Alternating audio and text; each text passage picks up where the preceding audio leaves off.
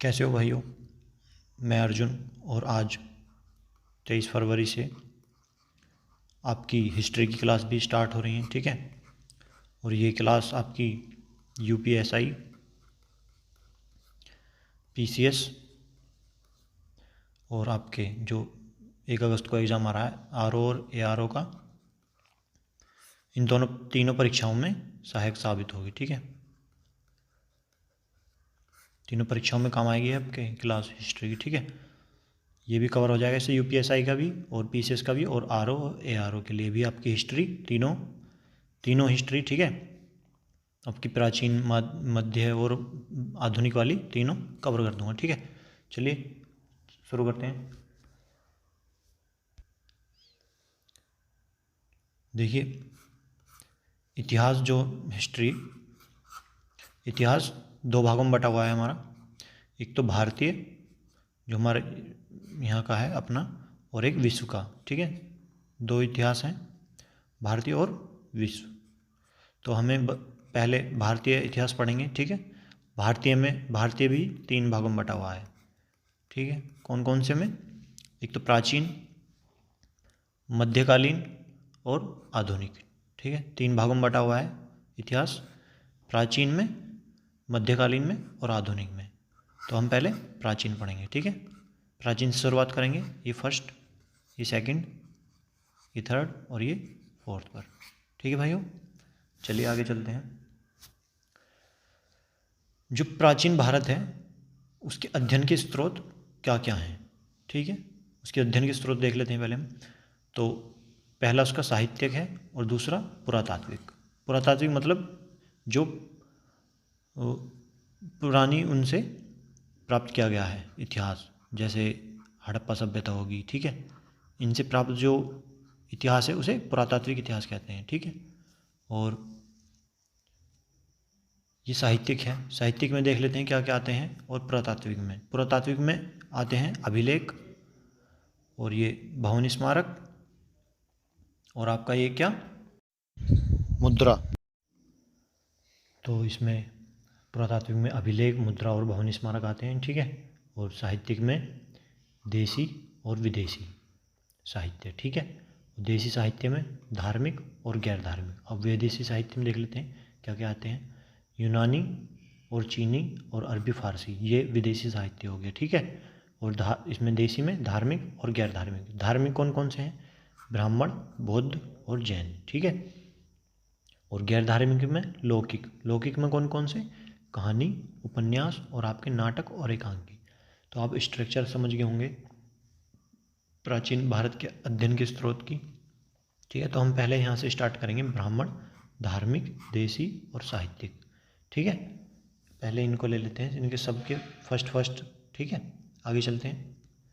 तो ये देखिए, ब्राह्मण, धार्मिक, देसी, साहित्य, ठीक है। पहले इसके बारे में देख लेते हैं। तो इसमें जो पहले नंबर पे आता है वो है वेद। वेद 4 प्रकार के होते हैं, ठीक है। जो फर्स्ट है ऋग्वेद, सेकंड सामवेद, तीसरा यजुर्वेद और चौथा अथर्ववेद, ठीक है।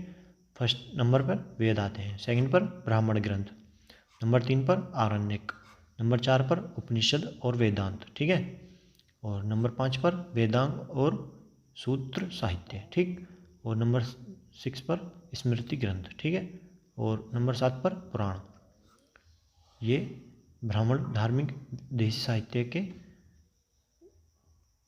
इन पार्टों में बांटा गया है इसको, ठीक है। तो आइए अभी इन्हें डिटेल में देख लेते हैं क्या क्या है। जो ये प्रथम 4 हैं, ठीक है। जो प्रथम 4 हैं ये, नंबर 1 वेद, ब्राह्मण ग्रंथ, आरण्यक और उपनिषद, वेदांत, ठीक है। इन चारों को वैदिक साहित्य कहा जाता है, ठीक। ये जो पीछे 4 थे, ये वेद, ब्राह्मण ग्रंथ, आरण्यक और उपनिषद, ठीक है। उपनिषद या वेदांत, इन चारों को क्या कहा जाता है? वैदिक साहित्य, ठीक। यदि वैदिक साहित्य में मतलब इन चारों में 5वां और जोड़ दिया जाए तो इनको वैदिक वाग्गम्य कहा जाता है। 5वां कौन सा है? वेदांग और सूत्र साहित्य, ठीक है। वेदांगों को यदि जोड़ दिया जाए इन चारों में तो इसको वैदिक वाग्गम्य कहा जाता है, ठीक है भाइयों। आइए ऋग्वेद को देख लेते हैं, ऋग्वेद में क्या क्या है। ऋग्वेद के बारे में डिटेल में जान लेते हैं। ऋग का अर्थ होता है ऋचा, ठीक। जो ऋग्वेद है, ऋग प्लस वेद से मिलके बना है, तो उसमें जो ऋग है उसका अर्थ होता है ऋचा, और ऋचा का अर्थ होता है क्या? मंत्र, ठीक। ऋचा का अर्थ होता है मंत्र। तो ऋग्वेद पूर्व वैदिक काल की जानकारी के एकमात्र स्रोत हैं, ठीक है। जो ऋग्वेद है वो जो पूर्व वैदिक काल की जो हमारी जानकारी है उसका एकमात्र स्रोत हमारे वेद ही हैं, ठीक है। हमारे वेदों में ही पूर्व वैदिक काल की जानकारी मिलती है, ये कहा जा सकता है, ठीक है। तो ऋग्वेद में 10 मंडल हैं, ठीक, और 1028 सूक्त हैं। 10 मंडल, 1028 सूक्त, और मंत्र कितने हैं इसमें? 10,462। 10,462 मंत्र हैं। और ऋग्वेद के मंत्रों का पाठ जो करता था उसे होता या होत नायक पुरोहित करता था, ठीक है। या उसको कहा जाता था क्या? होता या होत, उसको कहा जाता था, ठीक है भाइयों। और ऋग्वेद में देवताओं की प्रार्थना से संबंधित मंत्र हैं, ठीक है। ये जो मंत्र हैं, ये जो 10,462 मंत्र हैं, ये किससे संबंधित हैं? देवताओं की प्रार्थना से संबंधित मंत्र हैं, ठीक है भाइयों। चलिए आगे चलते हैं। तो ऋग्वेद में इससे बाहर क्वेश्चन नहीं आएगा, ठीक है भाइयों। आगे चलते हैं। और ऋग्वेद के बारे में कुछ और भी हैं, थोड़ा डिटेल में जान लेते हैं। ऋग्वेद में जो 10 मंडल हैं उनमें से पहला और 10वां जो है सबसे बाद का है। जो पहला और सबसे लास्ट का है 10वां, ठीक है। 10 ही मंडल है ना, तो फर्स्ट और ये लास्ट वाला सबसे बाद में बने हैं, मतलब इनका जो निर्माण किया गया है वो सबसे लास्ट में किया गया है, ठीक है। जबकि दूसरा, तीसरा, चौथा, पांचवा, छठा और सातवां ये सबसे पहले के लिखित हैं, ठीक है। लिखने के आधार पर इनका क्रम रखा गया है, ठीक है। तो पहला और 10वां जो है उनका निर्माण सबसे बाद में हुआ है, और ये 2, 3, 4, 5, 6 और 7वां सबसे पहले के लिखित हैं, ठीक है। और इन्हें वंशमंडल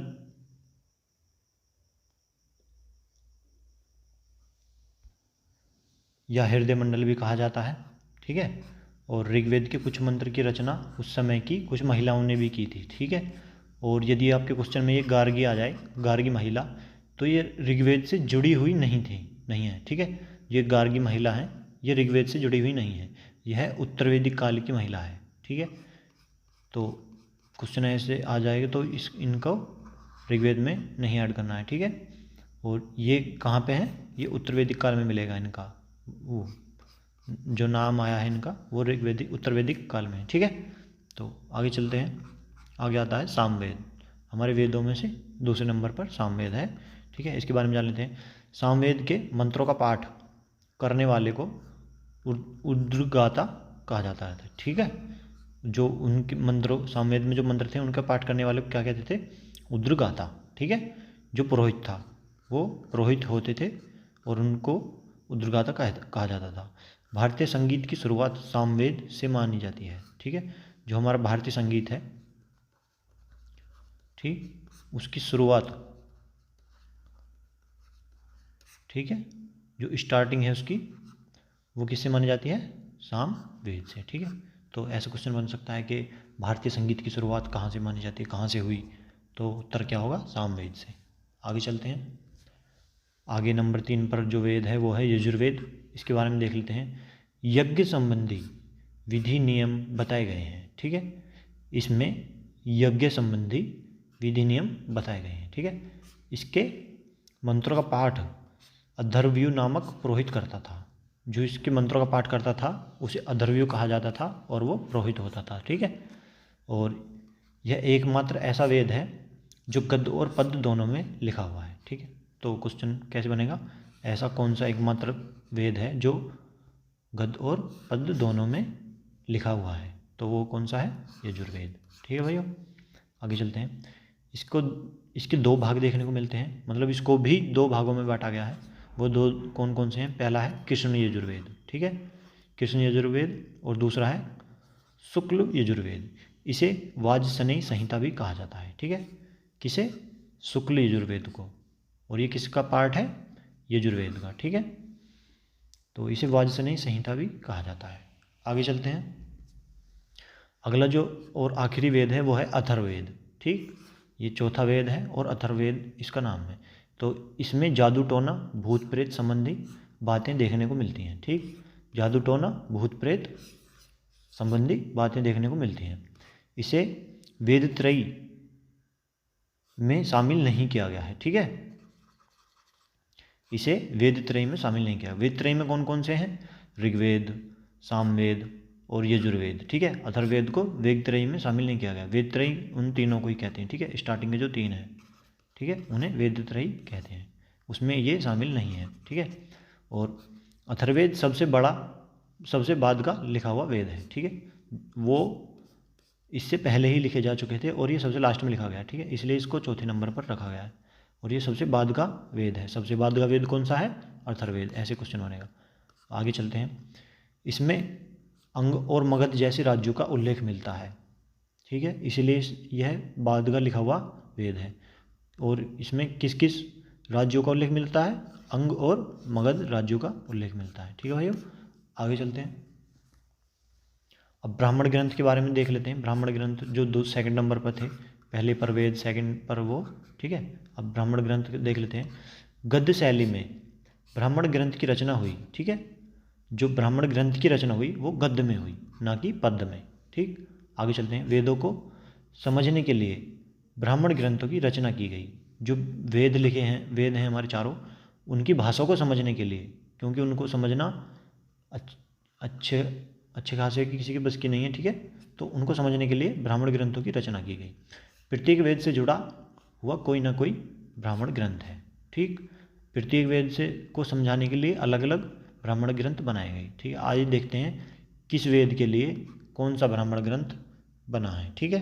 तो देखते हैं। तो ये पहला ऋग्वेद है। इसके लिए जो ब्राह्मण ग्रंथ बनाए गए हैं, इसको समझने के लिए वो ऐत्रेय और कौशमिकी हैं, ठीक। तो इनको याद रखिएगा, आप नोट करते रहिएगा, नोट्स बना लीजिए भाई, ठीक है। और सामवेद, सामवेद के लिए जो ब्राह्मण ग्रंथ बने हैं वो है पंचविश। इससे तांडेय महाब्राह्मण भी कहा जाता है, ठीक है। पंचविश को क्या कहा जाता है, इसे तांडेय महाब्राह्मण ग्रंथ भी कहा जाता है। और दूसरा क्या है, षड्विश, ठीक है। और सामवेद के ये दोनों, पंचविश और षड्विश, 2 ब्राह्मण ग्रंथ हैं, ठीक है। और जैमिकीय भी है, ये भी इसका ही ब्राह्मण ग्रंथ है, ठीक है, जैमिकीय। और यजुर्वेद के जो ब्राह्मण ग्रंथ है वो हैं तैत्तिरीय और शतपथ, ठीक है। ये शतपथ जो है ये सबसे बड़ा ग्रंथ है, ये सबसे बड़ा ब्राह्मण ग्रंथ है। शतपथ ब्राह्मण, आपने नाम भी सुना होगा इसका, तो ठीक है, ये यजुर्वेद का ब्राह्मण ग्रंथ है और ये इन सभी ब्राह्मण ग्रंथों में से सबसे बड़ा ग्रंथ है, ठीक है। अथर्ववेद के ब्राह्मण ग्रंथों की बात की जाए तो वो एक ही है और वो है गोपथ ब्राह्मण ग्रंथ, ठीक है, ब्राह्मण ग्रंथ, ठीक है भाइयों। चलिए आगे चलते हैं। वीडियो समाप्त हुआ और कल इससे आगे की वीडियो लाऊंगा मैं, ठीक है। और बने रहिए, जुड़े रहिए मेरे साथ, मेरे यूट्यूब चैनल एग्ज़ाम कंटेंट्स पर, ठीक है भाइयों। और सब्सक्राइब करना ना भूलें। और ये डेमो क्लास चल रही हैं और 23 से जो कि 28 तक हैं, ठीक है भाइयों। 25 से आपके पेड ग्रुप चालू हो जाएंगे, उसमें डिटेल में और एक्स्ट्रा पढ़ाया जाएगा, ठीक है। आप उसके लिए पेड ग्रुप ज्वाइन करने के लिए मुझे व्हाट्सअप कर सकते हैं और मेरा नंबर है 9720622465, ठीक है। आप इस नंबर पर व्हाट्सअप कर दीजिएगा और आपको पेड ग्रुप में ज्वाइन कर लिया जाएगा, ठीक है। तीन एग्ज़ाम की तैयारी कराई जा रही है, ठीक है, 3 एग्ज़ाम की तैयारी कराई जा रही है और वो भी केवल 2000 रुपये में, ठीक है।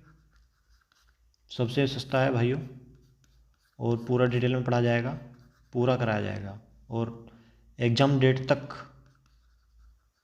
आपके साथ बना रहूँगा, ठीक है। मिलते हैं नेक्स्ट वीडियो में। वीडियो समाप्त हुआ। आई होप वीडियो आपको अच्छी लगी है। आप अपना एक्सपीरियंस कमेंट करके बता सकते हैं। और अभी तक आपने मेरे चैनल एग्ज़ाम कंटेंट्स को सब्सक्राइब नहीं किया है तो सब्सक्राइब कीजिए। और हाँ, बेल आइकन दबाना न भूलें, इससे आपको मेरी वीडियो की नोटिफिकेशन मिलती रहेगी। ठीक है भाइयों, थैंक्स फॉर वाचिंग। मिलते हैं नेक्स्ट वीडियो में।